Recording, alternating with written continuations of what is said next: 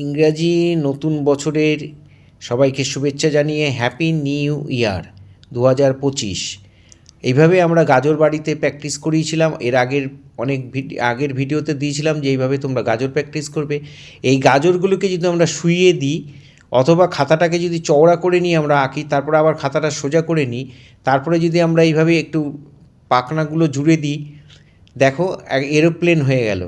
এইভাবে খাতা ভর্তি করে আপনারা প্র্যাকটিস করাবেন, দেখবেন বাচ্চারা শিখে যাবে। শুধু বারবার দাগ টানতে বললে তারা ইন্টারেস্ট পাবে না। এইভাবে সাবজেক্টের মধ্যে দিয়ে ওদেরকে প্র্যাকটিস করাবেন। জানলা দিয়ে দিলাম, দরজা দিয়ে দিলাম, এরোপ্লেন তৈরি হয়ে গেল। এগুলো একদম কচি কাচাদের জন্য, একদম 3-4 বছর 5 বছর যারা সবেমাত্র স্কুলে ভর্তি হয়েছে তাদের যদি এইভাবে আপনারা প্র্যাকটিস করান, তাহলে অনায়াসেই তারা ড্রয়িং শিখে যাবে, হাতে পেন্সিল ধরা শিখে যাবে, সাথে সাথে হ্যান্ডরাইটিংও তারা শিখে যাবে যারা এগুলো প্র্যাকটিস করবে। আপনারা এইভাবে খাতা ভর্তি করে করাবেন আর কালার দাগিয়ে দেবেন, আলাদা কালার দাগাবেন, কোনো অসুবিধা নেই। এরোপ্লেনের কী কালার হয় সেটা ওরা বড় হয়ে শিখবে। এখানে শিখতে হবে যে কালার ভরাট করো, কালারগুলোকে কালারের নাম জানো কোনটা কী কালার।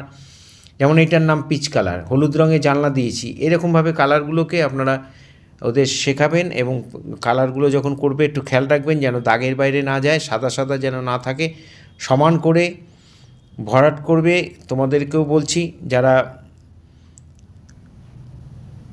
এগুলো দেখছেন তাদেরকে অসংখ্য ধন্যবাদ।